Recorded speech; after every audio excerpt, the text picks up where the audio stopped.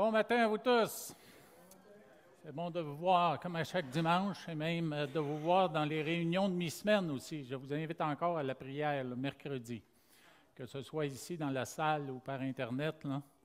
Nous avons en général là, une douzaine de personnes et puis nous prions que d'autres se rajoutent. La prière, elle est importante. Alors, merci à vous d'être là. Ce matin, je partage sur un sujet d'actualité. Comme vous le voyez à l'écran, gardez-vous d'être troublés. Le verset 6 de Matthieu 24 est un passage qui parle des prophéties de la fin des temps, des paroles de notre Seigneur. Et puis, j'aimerais commencer en vous partageant juste une petite anecdote comme introduction. Il y a bien des années, alors que nos enfants étaient jeunes, nous avions à la maison un vieil ordinateur. Nous n'avions pas les moyens d'acheter plus récent, mais ça fonctionnait quand même. Et puis, je suis parti un après-midi au centre d'achat de Terrebonne à la recherche de jeux à installer sur l'ordinateur. Et puis, j'ai de la difficulté à me rappeler quel commerce, mais je pense que c'était Radio Shack. Qui connaît Radio Shack ici? Okay. Ouais. Et puis, à l'entrée du Radio Shack, il y avait un bin en plastique ou en broche qui était là avec beaucoup de jeux pour ordinateur dans ça qui était par 4 pieds par 4 pieds, puis à peu près 2 pieds de profondeur. C'était rempli de jeux. Oui, de jeux instructifs, oui. Attends la fin de l'histoire. Alors, je me suis installé là, puis j'ai commencé à regarder les jeux. Et puis, c'était jeux de guerre, jeux de guerre et jeux de guerre et jeux de guerre. Et puis, je ne trouvais pas. Là, je me suis dit, je vais faire ça de manière systématique. Je vais faire des piles. J'ai commencé à sortir les jeux pour faire des piles aux côtés, à droite, à gauche, devant moi. Et puis, j'ai tout sorti ce qu'il y avait dans le bac. J'ai trouvé 2 jeux qui n'étaient pas de guerre. Tout le reste, c'était de la guerre. Et bien sûr, c'était au début de notre vie chrétienne, nous connaissions certaines des vérités de la Bible et des prophéties de la fin des temps. Puis je me suis dit, c'est vraiment un signe des temps que dans la mentalité des gens, des jeunes, on les prépare à la guerre. Et puis je suis revenu à la maison avec seulement 2 jeux. J'ai dû remettre tout le reste dans le bac de jeux. Alors, c'est d'une grande tristesse, mais aujourd'hui, nous voyons la réalité d'un monde qui est préparé à la guerre. Des générations qui sont préparées à la guerre et puis qui ne savent peut-être même pas dans quoi ils s'embarquent, ils ne connaissent pas les conséquences, la dureté de la guerre et puis les blessures et les morts et toutes les atrocités que ça peut produire. Mais on va quand même protester dans un sens ou dans l'autre. Et puis, on n'a jamais vraiment vécu ça. Et puis, ce qui est arrivé à partir du 7 octobre en Israël, c'est d'une atrocité là, incroyable. Là. Et puis, bien sûr, ça continue dans la réplique d'Israël pour essayer d'exterminer un ennemi qui est là depuis des décennies et des décennies, mais il va y avoir beaucoup de morts. Alors, ce matin, je commence, oui, dans Matthieu, mais je vais aussi aller dans l'Apocalypse, un passage de l'Apocalypse. Alors, le passage de ce matin, je vous le lis en entier.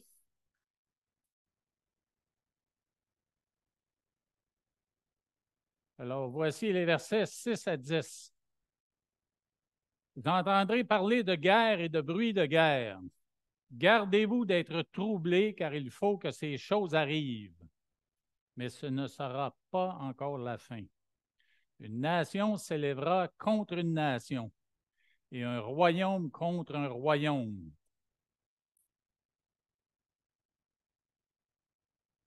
Et il y aura en divers lieux des famines et des tremblements de terre. Tout cela ne sera que le commencement des douleurs. Alors on vous livrera au tourment et l'on vous fera mourir et vous serez haïs de toutes les nations à cause de mon nom. Alors aussi plusieurs succomberont et ils se trahiront, se haïront les uns les autres. Dieu Tout-Puissant, nous voulons nous arrêter ce matin et puis tourner nos regards vers toi afin que tu puisses éclairer nos esprits, nos âmes, notre cœur sur ces événements qui arrivent dans le monde. C'est certain que c'est très polarisant pour beaucoup. Des gens vont prendre parti pour un et pour l'autre. Mais nous voulons nous tourner vers ta parole. Ta parole pour considérer la vérité sur ces choses. Nous savons que ça doit arriver, comme c'est mentionné dans ce passage, et c'est en toi que nous allons trouver la paix. Alors ce matin, enseigne-nous, ô Éternel, et montre-nous ce que nous, personnellement, nous devons faire au milieu de toutes ces annonces, ces nouvelles, ces mauvaises nouvelles de ce qui arrive dans le monde. Nous te prions que tu éclaires nos âmes afin que nous soyons des témoignages puissants de ta grâce et de ta gloire au milieu de tout ça. C'est dans le nom de Jésus que nous prions. Amen.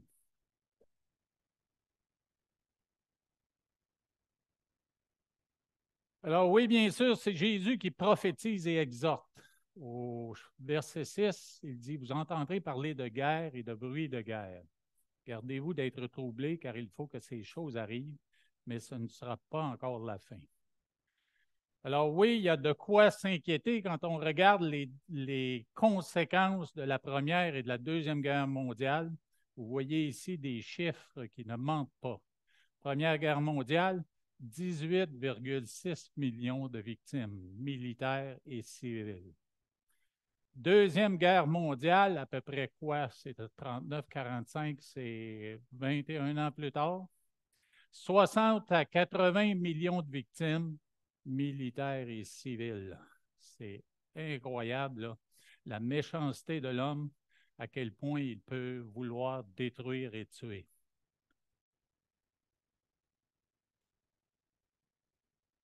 Alors, Matthieu 24,7 annonce des conflits qui sont multidimensionnels et qui sont futurs par rapport aux paroles de Jésus dans son temps, là. Une nation s'élèvera contre une nation et un royaume contre un royaume.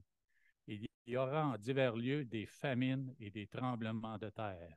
J'attire ici votre attention sur le mot nation. Le mot nation, c'est le mot ethnos. Et bien sûr, c'est un mot qui nous rappelle un mot français, ethnie, ethnique. Et j'ai trouvé sur Internet une définition d'ethnie que je vous liste à l'écran. Groupement humain qui possède une structure familiale, économique et sociale homogène et dont l'unité repose sur une communauté de langue, de culture et de conscience de groupe. D'après vous, quel est le mot le plus important dans cette définition-là? Conscience de groupe, c'est cette expression-là, parce qu'on peut mettre l'accent sur une langue, on peut mettre l'accent sur une culture, et puis je crois qu'on va errer si on met l'emphase seulement sur un de ces éléments-là. Alors que si on met l'accent sur l'élément de conscience, on parle de la conscience, l'intérieur de l'homme. Puis on sait très bien dans la parole que Dieu parle au cœur de l'homme. Il lui parle pour l'appeler, il lui parle pour l'attirer à lui, il lui parle pour réveiller sa conscience à la moralité selon Dieu, aux lois de Dieu et à l'obéissance par rapport aux lois de Dieu. Alors, si ça n'arrive pas, mais on a beau avoir une langue et une culture, il va toujours y avoir des désagréments, il va y avoir des problèmes. Dans 1 Corinthiens 1,10, alors que Paul adresse une église où il y a beaucoup de difficultés, il va parler dans ce verset d'un même esprit.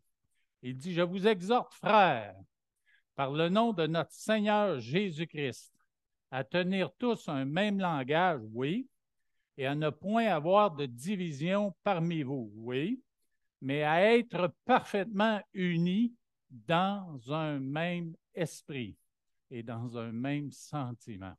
Nous sommes ici réunis ce matin de cultures différentes, mais ce qui nous unit, c'est la vérité de la parole de Dieu, c'est l'Esprit de Dieu. Si ce n'était de cet élément-là, mais nous aurions toutes les raisons au monde d'avoir des différends entre nous. Alors, si on s'arrête à considérer la parole, on la cache dans nos cœurs afin de ne pas pécher contre lui et contre les hommes, mais nous avons de grandes probabilités de marcher unis ensemble comme l'armée du Seigneur, comme le corps de Christ dans une unité à laquelle nous sommes appelés. Israël est redevenu officiellement une nation en 1948. Et quand on regarde et on fait des recherches sur Internet ou dans les livres sur ce qui a amené Israël à redevenir une nation, on trouve, selon un commentaire, bien sûr, elle est juive. Alors, on peut penser qu'elle a un parti pris, mais ce qu'elle dit est très sage. Elle pose la question dans un documentaire sur YouTube, qui sont les gens indigènes, autochtones, là je vous donne des synonymes, natifs, gens du pays, les gens originaires de cette terre d'Israël. Alors, ce sont des gens qui ont à cœur des pratiques religieuses qui sont liées au pays. Là, je vous nomme les arguments qu'elle a apportés. Ils ont des prières, comme on les voit dans la parole, qui sont reliées aux saisons de cette terre-là, du pays. On parle aussi de récolte dans leur croyance personnelle. Ce qu'ils ont à cœur, ce à quoi ils pensent, c'est les différentes récoltes du pays, entre autres les olives, raisins, blé, orge. Vous allez me dire que ce ne sont pas des arguments importants, ça se produit aussi ailleurs, mais pour eux, c'est super important quand on les considère avec tous les autres. Alors, toutes ces récoltes et toutes ces saisons, mais ça leur rappelle la promesse que Dieu avait faite au peuple alors qu'ils étaient encore prisonniers en Égypte ou qu'ils voyageaient dans le désert pour se rendre dans la terre promise, où on dit que je vous dirige en tant que peuple vers le pays où coule le lait et le miel. Alors, il y a aussi toutes les fêtes religieuses qui sont reliées aux récoltes de la terre.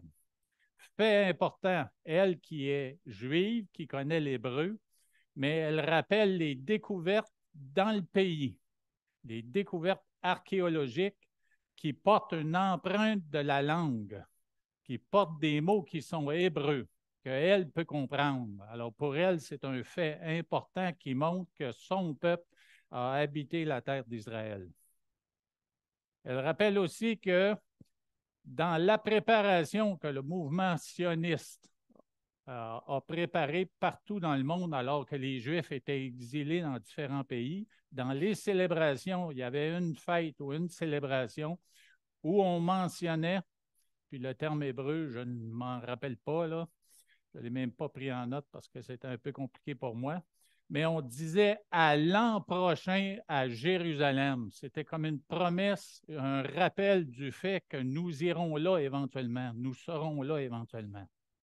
Et puis, bien sûr, Dieu a permis que l'État d'Israël renaisse et que ce soit officialisé même par les Nations unies. Alors, quand on voit que Dieu est souverain, il a permis ça en 1948. Alors, ça succédait à deux autres royaumes. Le premier établi par David, alors qu'il est devenu roi et puis il a fait la conquête des opposants ou des ennemis d'Israël, et puis il a amené une certaine paix autour du royaume et dans le royaume. Mais à cause d'idolâtrie, à cause de désobéissance, Dieu a permis qu'il y ait des conquêtes, bien sûr, babyloniennes, mais des Perses. Et puis, il y a eu cet édit de Cyrus, roi de Perse, qui a permis que les Juifs retournent en Israël. Et il y a eu reconstruction d'un temple. Puis de ce temple, aujourd'hui, demeure le mur des Lamentations. Le deuxième royaume, on l'appelait le royaume de Judée, qui lui est né de la révolte des Maccabées contre les Grecs. Ça a été bien sûr détruit par les Romains et après ça, différentes conquêtes jusqu'à 1948, où la nation d'Israël s'est installée officiellement à nouveau dans le pays. Alors, qu'est-ce qu'on dit quand on parle de nation? Bien sûr, on parlait d'ethnie au tout début, mais on parle aussi de royaume. Un royaume contre un royaume. Quand on regarde l'histoire d'Israël dans l'Ancien Testament, on en voit des rois et on en voit des royaumes, des rois de région, des rois de ville. Il y a toutes sortes de royautés, de monarchies qui sont installées là. Mais Israël demeure aujourd'hui la seule démocratie du Moyen-Orient. Il y a toutes sortes de royautés autour, mais la seule démocratie, c'est Israël. Alors, on voit dans l'Ancien Testament toutes sortes de conflits entre des rois, entre un roi contre un autre roi ou des rois contre d'autres rois. Ça me rappelait un peu en regardant ça, ce qu'on voit aujourd'hui dans nos sociétés. Dans nos sociétés, quand on voit des gangs de rue, par exemple. Et puis, il y a certains proverbes qui parlent de ces situations-là. Je vous en liste quelques-uns à l'écran. Quand les justes triomphent, c'est une grande gloire. Par contre, quand les méchants s'élèvent, chacun se cache. Il y a des problèmes. Il y a des problèmes. Et c'est le cas un peu au Moyen-Orient à cause de ces différentes royautés, ces différentes religions, ces différentes pensées. Dans Proverbe 29, 2, quand les justes se multiplient, le peuple est dans la joie. Mais quand le méchant domine, le peuple gémit. Un peu plus loin, on va voir là, ce qui se produit vraiment là, au niveau spirituel dans toute cette situation. Et le Proverbe 29, 16 qui dit quand les méchants se multiplient, le péché s'accroît.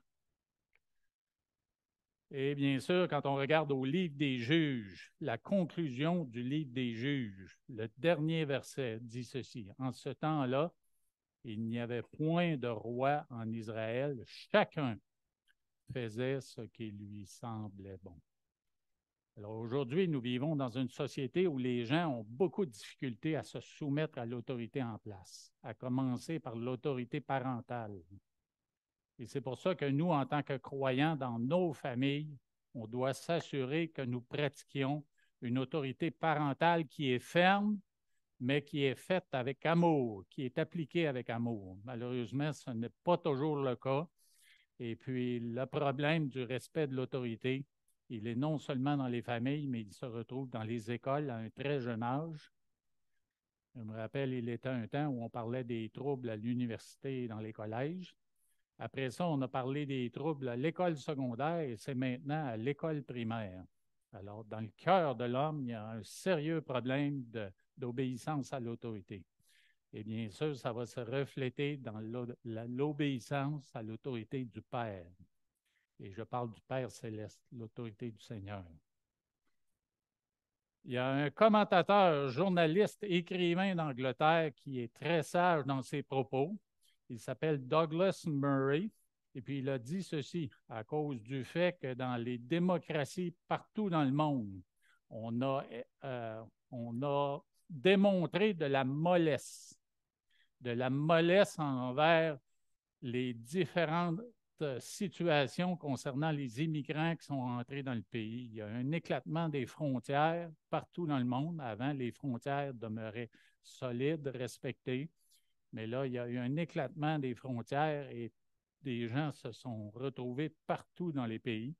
Et puis, lui, il dit concernant l'Europe et concernant son pays d'origine, l'Angleterre, il dit les démocraties européennes et occidentales ont été compromises parce qu'elles ne sont plus appuyées sur des principes judéo-chrétiens solides de respect de l'autorité et de discipline, mais on est compromis, puis il peut arriver toutes sortes de situations, comme on a vu dans les dernières semaines, avec toutes les protestations des jeunes qui se sont levés et qu'ils se sont prononcés en faveur du Hamas.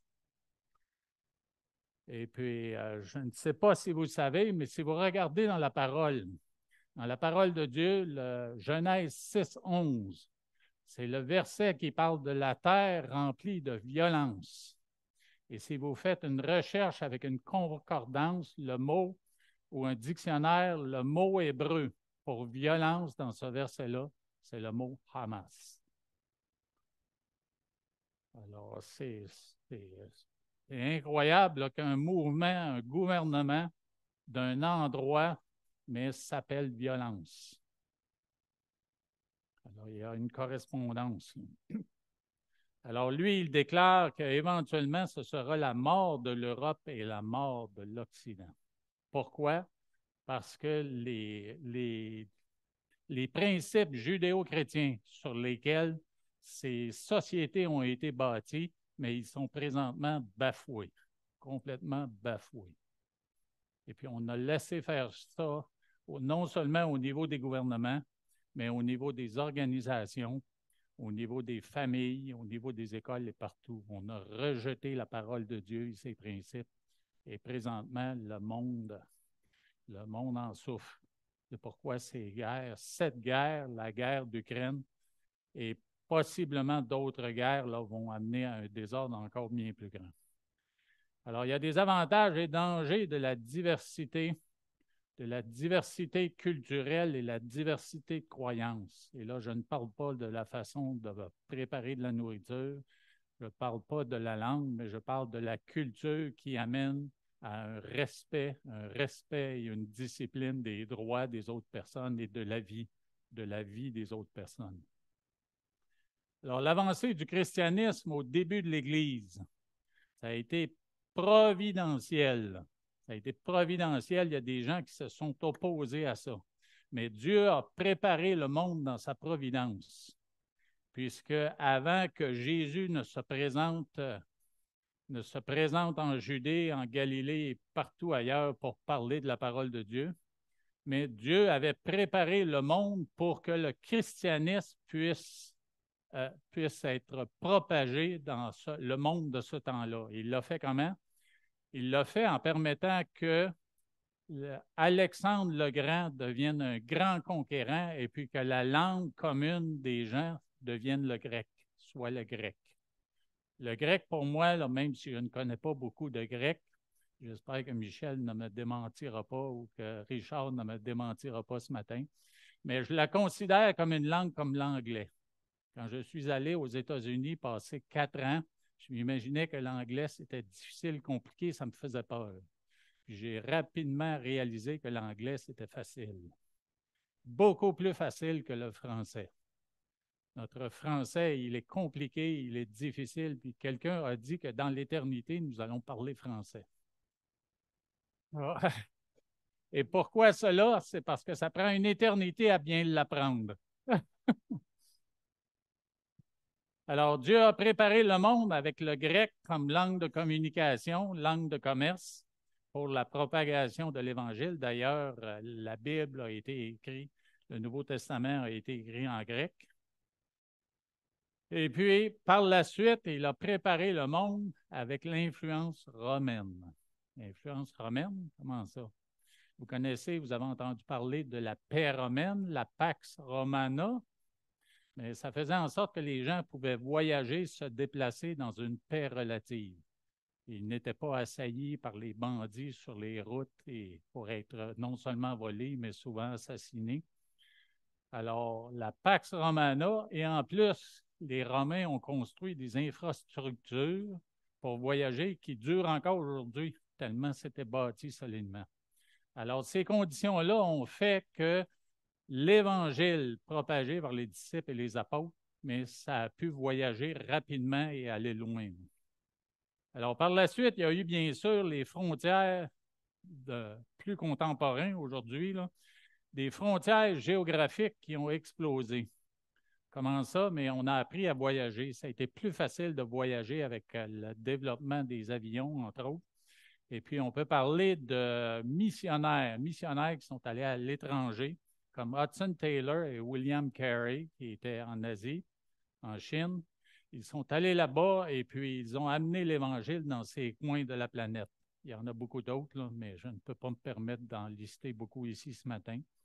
Il y a eu les frontières linguistiques qui, dans un sens, sont compliquées, oui, mais il y a un homme, par exemple, comme William Cameron Townsend, qui, lui, a été appointé pour amener des Bibles espagnoles en Amérique centrale.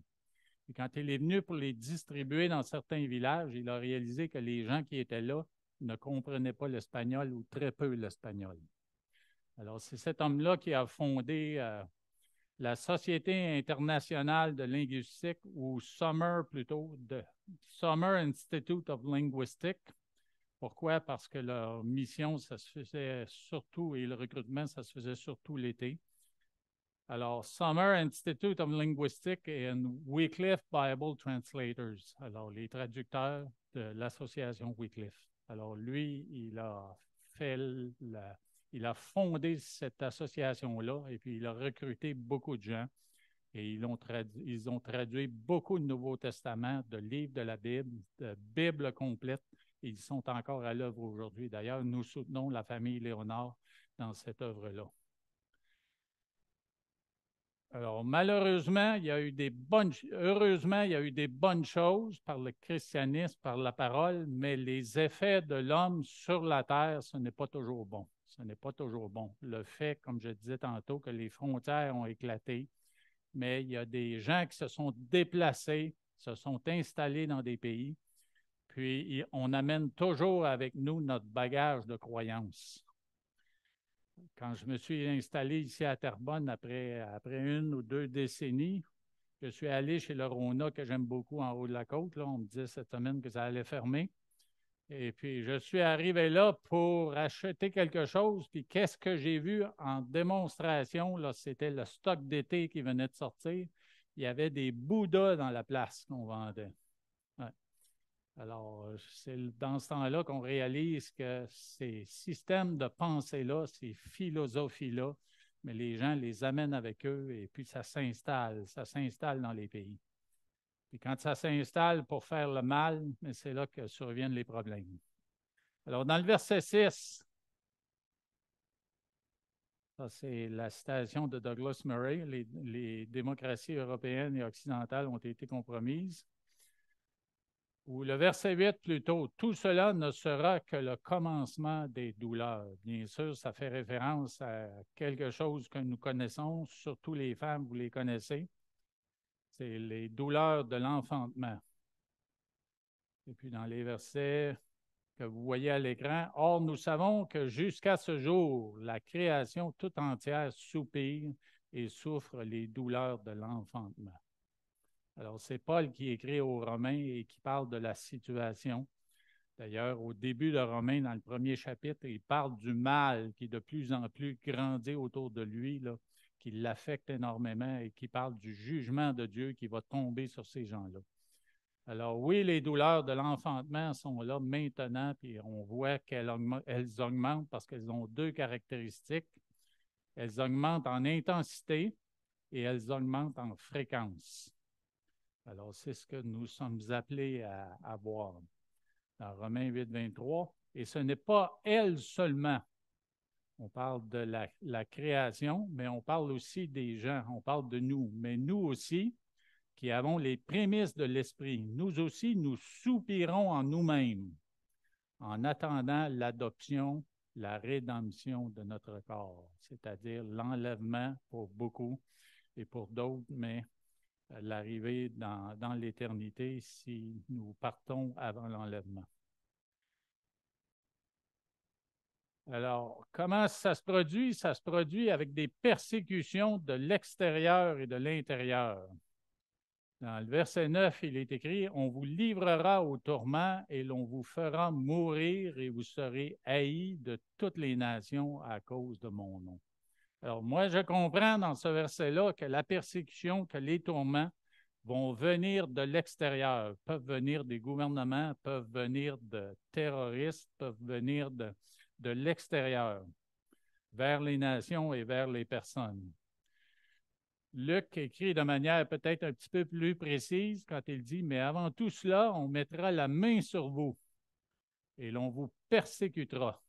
On vous livrera aux synagogues, on vous jettera en prison, on vous mènera devant des rois et devant des gouverneurs à cause de mon nom. » Alors, nous voyons, et nous allons le voir en détail tantôt dans le texte de l'Apocalypse, que l'ennemi de nos âmes veut s'attaquer à tout ce que Dieu aime, tout ce qu'il aime. Et qu'est-ce qu'il aime, Dieu? Il aime son peuple, il aime l'Église, il aime les croyants et il aime sa parole. Et quand on sait la défaite qu'il a subie aux mains du Seigneur et aux mains du Père quand il a été chassé de l'éternité, du royaume éternel dans le ciel, quand il a été chassé pour être chassé sur la terre, mais il a réalisé qu'il ne peut maintenant s'opposer à Dieu le Père et qu'il ne peut s'opposer à Dieu le Fils. Et même, il ne peut s'opposer aux anges qui l'ont chassé. Alors, il va s'en prendre à qui? Il va s'en prendre au peuple d'Israël, premièrement, ce que nous voyons maintenant encore plus évident. Et il va s'en prendre au royaume de Dieu ou au corps de Christ. Il va s'en prendre au corps de Christ, c'est-à-dire nous les croyants. Alors, il y a cette persécution-là qui vient de l'extérieur, des gouvernements, des autorités. Et puis, il y a aussi cette persécution qui vient de l'intérieur. Alors aussi, plusieurs succomberont et se trahiront, se haïront les uns les autres. Et puis Luc, lui, il écrit ceci, vous serez livrés même par vos parents, par vos frères, par vos proches et par vos amis. Ils feront mourir plusieurs d'entre vous. Et bien sûr, dans l'histoire, nous voyons toutes les trahisons qu'il y a eu pendant la Deuxième Guerre mondiale, quand les nazis ont fait tant de ravages en Europe. Il y avait des gens dans la résistance, puis il y avait des gens qui étaient trahis par ceux de leur famille. Alors, c'est ce qui risque d'arriver puisque c'est écrit dans la parole. Et succomber, ça veut même dire être piégé, trébuché, entraîné dans le péché et rejetant la foi. Rejetant la foi.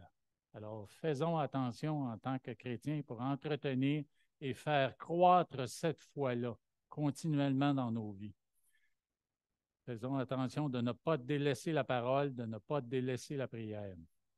Alors, on sait qu'en tant que trahison, il y en a une grande dans la parole de Dieu, dans les évangiles, c'est celle de Judas qui était là dans le groupe des disciples de Jésus, dans le groupe des apôtres, et qui l'a trahi pour éventuellement qu'il soit condamné et tué.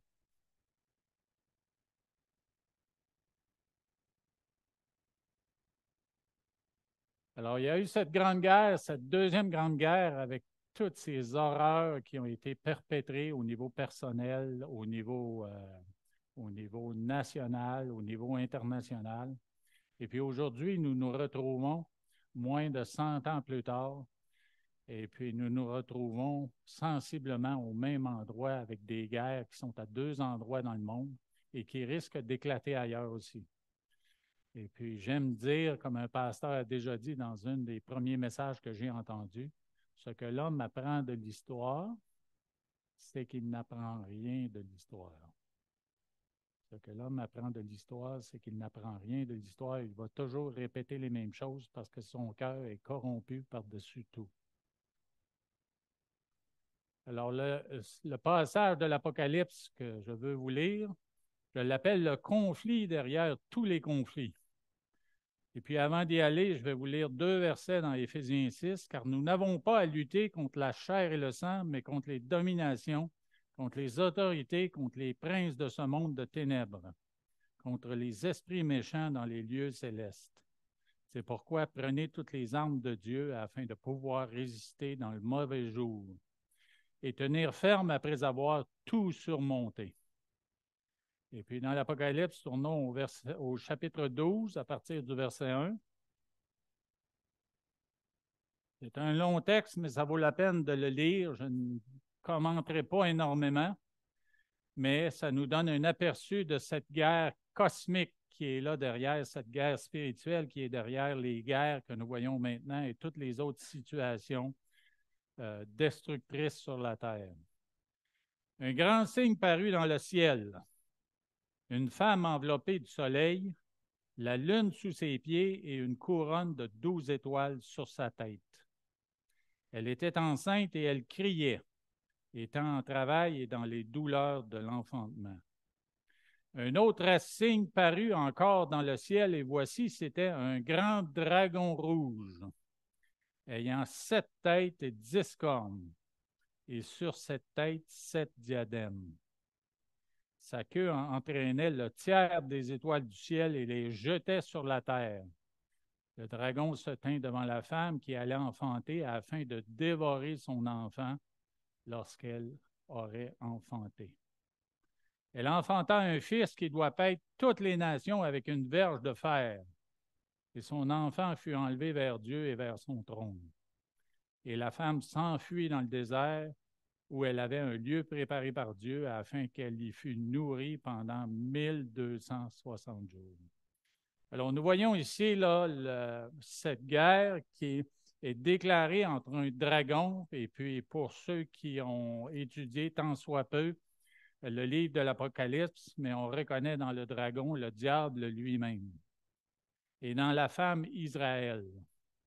L'enfant, bien sûr, celui qui doit régner sur les nations et les faire paître avec une verge de fer, on reconnaît que c'est Jésus-Christ. Alors, vous voyez ici que le diable, déterminé à la suite de cette prophétie qui a été faite dans le livre de Genèse, le proto-évangile, qui dit que c'était le jugement sur le serpent. Le serpent, je vais vous le lire, dans le chapitre 3. Je mettrai une inimitié entre toi, le serpent, et la femme, entre ta postérité et sa postérité, Jésus. Celle-ci t'écrasera la tête et tu lui blesseras le talon. Alors, on reconnaît là, dans cette femme Israël donnant naissance à Jésus et le dragon qui est déterminé à détruire celui qui viendrait comme sauveur. Et puis, on le voit non seulement dans cette prophétie-là, mais dans plusieurs éléments de l'histoire d'Israël. Vous vous rappelez, dans le livre d'Esther, cet homme Aman, descendant d'Agag, un Agagite, qui était déterminé à détruire la nation d'Israël. Saül, pendant 10 ans, a poursuivi David pour le tuer. Alors, la motivation derrière, c'était bien sûr de la jalousie, mais en arrière de tout ça, il y avait le diable qui voulait détruire celui qui était pour descendre du roi David et être le sauveur du monde. Quand Jésus est né, Hérode a voulu le détruire, puisqu'il a fait assassiner les enfants de 2 ans et moins qui étaient à Bethléem. Et puis le diable, bien sûr, s'en est pris à Jésus en espérant en finir avec lui, en le faisant condamner, mener à la croix et assassiner. Alors on voit que dans cette poursuite, là, le diable est là, et puis il est déterminé à détester Dieu le Père, Dieu le Fils, parce que les deux ont eu victoire sur lui déjà. Et puis dans sa haine, de continuer de détruire et de haïr les choses que Dieu aime, mais il s'en prend à Israël et il va s'en prendre aux chrétiens. D'ailleurs, il y a un homme proche de cette guerre-là en Israël. Je n'ai pas vu les détails à savoir qui il était, mais j'entendais son témoignage qui disait devant les médias américains, en voyant les protestations partout là, dans les villes américaines pour qu'Israël arrête le génocide, hein, qui n'est pas un génocide, c'est une guerre qui est nécessaire pour arrêter le Hamas et l'éliminer, mais il y a des victimes qui sont là dans le monde civil. Là. Mais l'homme, il disait, vous voyez ce qui se passe maintenant en Amérique pour ces gens qui sont sympathisants du Hamas, vous êtes les prochains. Il a dit, vous êtes les prochains. Et puis la parole de Dieu le dit. D'ailleurs, à la fin du passage dans le chapitre 12 d'Apocalypse, je vais aller un peu plus loin, on parle de la guerre dans le ciel à partir du verset 7, où on parle de Michel et ses anges qui ont combattu et qui ont été vainqueurs. Et puis le dernier verset.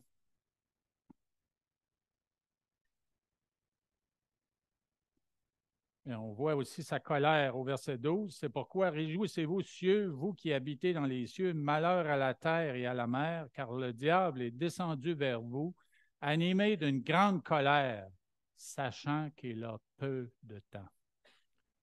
Alors, il sait que sa condamnation va être exécutée là, bientôt, très bientôt, et qu'il va aller en enfer pour l'éternité, mais en attendant, il est en colère et sa colère augmente.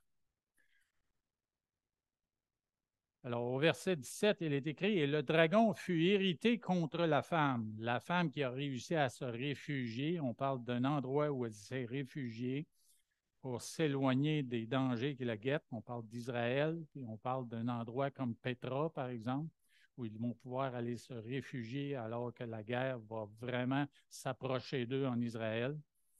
C'est sûrement pas maintenant, mais pour plus tard. Et le dragon fut irrité contre la femme et il s'en alla faire la guerre au reste de sa postérité. Et on dit après ça, à ceux qui gardent les commandements de Dieu et qui ont le témoignage de Jésus. Qui garde les commandements de Dieu et le témoignage de Jésus? Eh bien, c'est nous, c'est les chrétiens.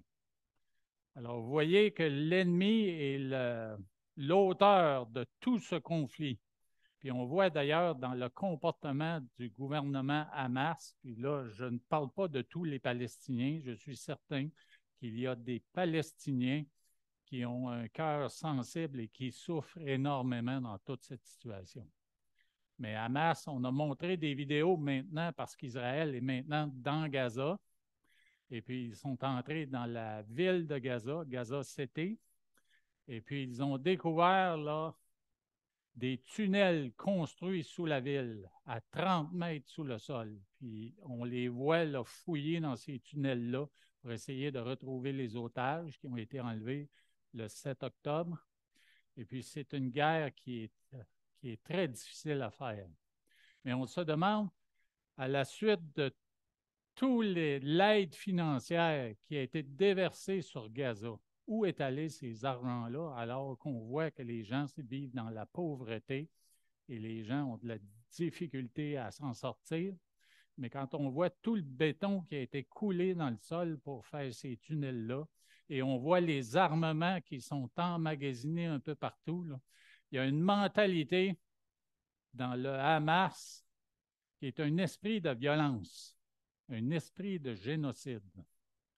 Puis Dennis Prager, qui est un juif, qui pose beaucoup de vidéos qui sont très intelligents et qui sont très brillants. C'est un homme qui est rationnel, puis c'est un homme qui réfléchit à toutes ces choses-là.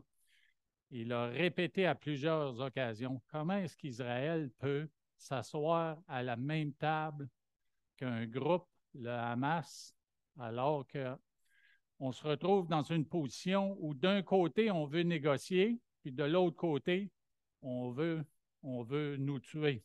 On veut nous tuer. Est-ce que c'est possible dans ce temps-là de négocier?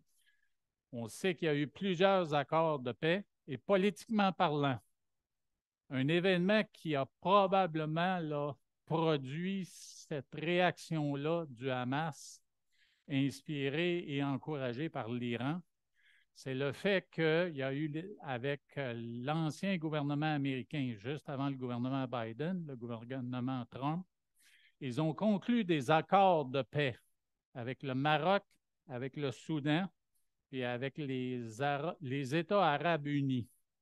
Ces trois pays-là ont signé une entente de paix avec Israël. Et puis, il y avait d'autres négociations qui se faisaient quand ils ont perdu le pouvoir aux États-Unis. Il y avait encore d'autres négociations qui se préparaient avec l'Arabie saoudite, qui est un joueur important là, pour ce qui est des ententes au Moyen-Orient. Et puis, le gouvernement actuel, le gouvernement démocrate, ils ont laissé tomber ces ententes, ces accords d'Abraham, ils les ont laissés tomber, les mettant de côté pour un temps. Ils n'ont pas persévéré dans la poursuite pour signer d'autres accords. Il y a un homme sur Internet, je suis certain que plusieurs d'entre vous le connaissez, Jordan Peterson, qui est un Canadien très intelligent, un Canadien très réfléchi, qui lui a perdu un poste dans une université parce qu'il refusait de se soumettre à la philosophie des genres, la fluidité des genres, puis appeler les jeunes avec leurs différents pronoms et tout le reste. Il refusait de se soumettre à ça. C'est un homme, je ne suis pas sûr qu'il soit chrétien, mais il utilise régulièrement certains passages de la Bible dans ses témoignages. Et puis lui, il disait que l'Iran s'est senti vraiment menacé par les accords d'Abraham. Parce que l'Iran, c'est un joueur particulier au Moyen-Orient. C'est un régime qui est très, très radical au niveau de l'islam.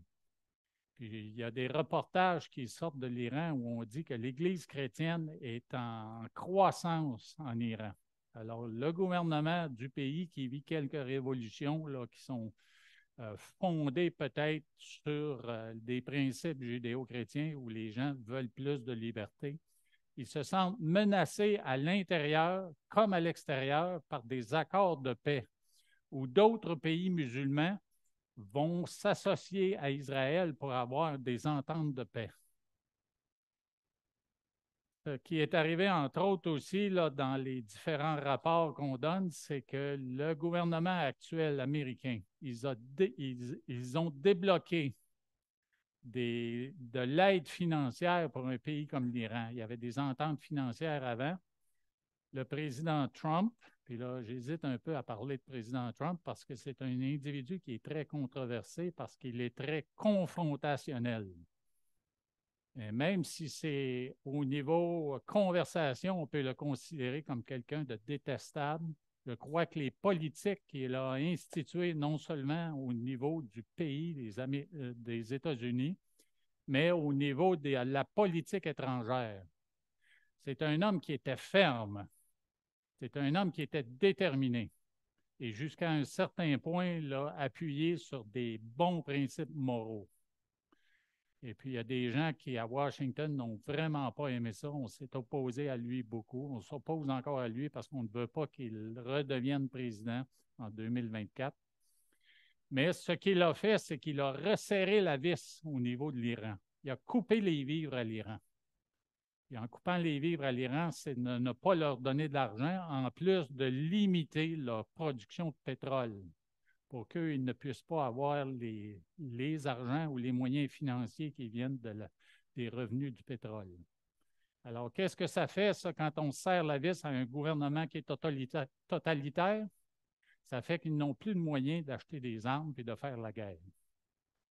Alors, il est entendu dans bien des reportages que l'Iran manipule le Hamas pour leur fournir les moyens militaires de faire la guerre à Israël parce que ça fait leur affaire. Cette déstabilisation-là du Moyen-Orient, ça fait en sorte qu'eux sont avantagés parce qu'ils peuvent s'allier bien d'autres pays qui sont musulmans. Alors, c'est complexe, c'est compliqué, mais il faut prier que Dieu nous donne la sagesse pour que nous ayons le discernement dans ce qu'on entend dans les médias. Ce n'est pas facile. Moi, il y a un principe que j'applique quand je regarde les différents médias. C'est le fait que étroit est le chemin qui mène à la vie et large est le chemin qui mène à la perdition et beaucoup l'empruntent. Alors, moi, je regarde les médias un petit peu comme ça. Je vois beaucoup de médias qui empruntent le chemin large. Ils disent tous la même chose, comme si un l'émettait et les autres le répétaient. Mais il y en a quelques-uns qui disent différemment. Ils ne sont pas faciles à trouver, mais ils sont là. Et je sais qu'au Québec, c'est difficile parce que les gens n'entendent pas beaucoup la même chose. Mais moi, je crois sincèrement que dans une situation politique comme une situation familiale, il faut appliquer une discipline, une autorité qui est ferme, qui aime, qui le fait par amour, mais qui est ferme. Si on se relâche au niveau de la famille, si on se relâche au niveau d'une organisation, si on se relâche au niveau des gouvernements, mais c'est là que le mal, les problèmes et le chaos s'installent. Alors, il y a présentement dans le monde, même dans notre pays, ici au Canada, là, il y a un relâchement au niveau des politiques parce qu'on veut plaire aux gens, on veut s'attirer des votes et puis on veut former le prochain gouvernement. On laisse passer des choses, on laisse aller des choses. Et dans l'esprit de génocide dont j'ai parlé tantôt, oui, ça s'exprime dans la guerre, mais ça s'exprime aussi dans l'avortement. Ça s'exprime aussi dans l'euthanasie. Et l'esprit de génocide, il est aussi dans cette politique ou cette philosophie de fluidité des genres, où on donne des traitements hormonaux à des jeunes enfants, où on les amène à subir des opérations qui vont les mutiler pour la vie et les amener peut-être au suicide. Alors, dans toutes ces choses-là, c'est le même esprit de mort. C'est le même diable, c'est le même Satan. Celui qui veut tuer, qui veut mentir et qui veut détruire. Mais il y a de l'espoir. Alors, voici l'espoir. La paix est possible, la paix pour nous dans nos cœurs. Vous entendrez parler de guerre et de bruit de guerre. Gardez-vous d'être troublés. Le Seigneur ne l'aurait pas dit si c'était impossible. Alors, c'est possible de ne pas être troublé. Premièrement, il faut que ces choses arrivent. Le Seigneur l'a déterminé. c'est là dans les prophéties, c'est là dans les événements de la fin. Alors, on peut être rassuré parce qu'il est en contrôle de ça. Il y a bien des événements dans le monde où les gens étaient désespérés, se demandant qu'est-ce qui va arriver. Mais le Seigneur a montré de la grâce, il a montré de la compassion. Et puis les gens ont pu réaliser et avoir une paix intérieure. Alors oui, c'est possible. Pourquoi? Parce que nous avons un prince de la paix, comme il est écrit dans Ésaïe 9,5. Un enfant nous est né, un fils nous est donné, la domination, parce que la domination repose sur ses épaules. On peut l'appeler admirable, conseiller, Dieu puissant, Père éternel, prince de la paix. Alors notre paix, elle est là. Étant donc justifiés par la foi du côté personnel, nous avons la paix avec Dieu par notre Seigneur Jésus-Christ. Et ça, c'est probablement la plus grande des paix que nous pouvons avoir. La paix intérieure parce que nous sommes sauvés. Et nous savons que peu importe ce qui arrive, si je meurs aujourd'hui, si je meurs demain, je suis en présence du Seigneur parce que j'ai fait la paix avec lui. Il m'a proposé la paix en son Fils Jésus par sa mort à la croix et je l'ai accepté. Si vous êtes ici ce matin et que vous entendez ce message, vous avez cette responsabilité de considérer la paix qui vient par le Seigneur, par la victoire qu'il a accomplie à la croix. Alors, c'est simple, tout ce que vous avez à faire, c'est de confesser que vous êtes pécheur, pécheresse, c'est de dire que vous ne pouvez vous sauver vous-même et c'est de demander au Seigneur de venir vous sauver en acceptant son salut à ce qu'il a accompli à la croix. Alors ça, c'est la plus grande des paix que nous pouvons avoir. Et puis, Paul fait cette salutation à la fin de l'Épître aux Romains, que le Dieu de paix soit avec vous tous. Amen. Alors, nous, si nous voulons avoir la paix, nous devons rester dans ce corps, près de Dieu premièrement, près de sa parole, près de ce corps de Christ qu'il nous a donné. C'est là que nous allons trouver l'encouragement, l'exhortation et le soutien. C'est de là que vient la paix, la seule paix que nous pouvons avoir, alors que dans le monde, là, il arrive toutes sortes de choses où nous n'avons pas contrôle, mais le Seigneur a le contrôle. Alors, faisons-lui confiance. Dieu Tout-Puissant, nous voulons te remercier et te rendre gloire. Merci parce que en ces temps troubles, non seulement dans nos vies peut-être, mais aussi au niveau national, international, dans le monde partout, on voit ces troubles qui sont là, qui existent, qui sont visibles. Et on voit aussi d'autres troubles qui se dessinent à l'horizon, d'autres grands joueurs militaires, d'autres puissances militaires qui montrent de l'intérêt à sauter dans la bataille et puis combattre aussi pour une raison ou pour une autre. Alors, on sait que dans nos cœurs, si on s'arrête à regarder tout ça, nous sommes troublés. Mais quand on regarde à toi, plutôt que de fixer tous ces problèmes, mais nous retrouvons la paix parce qu'on sait que tu es souverain sur toutes ces choses. Tu vas les permettre afin que l'homme voie qu'il est méchant, qu'il est corrompu, qu'il est pécheur. Alors, au travers de tout ça, Seigneur, on te demande d'en amener beaucoup à se poser la question, qu'est-ce que je fais? Quelle est ma destinée éternelle? Comment puis-je être sauvé? Et on te prie que tu les diriges, Seigneur, vers quelqu'un, vers une lecture, vers une émission de radio, de télévision, qui va déclarer bien haut que Jésus est le seul chemin, la vérité et la vie. Alors, on te prie que dans tout ça, tu en sauves un grand nombre, Seigneur. Je demande de protéger aussi Israël. Israël qui est entouré de beaucoup d'ennemis. On te demande de leur donner la sagesse afin qu'ils puissent faire une guerre qui est chirurgicale, c'est-à-dire qu'on détruise les ennemis, les hommes méchants, tout en épargnant les innocents, les innocentes victimes civiles qui sont là entourées de cette guerre, ces bruits de guerre et toute cette dévastation.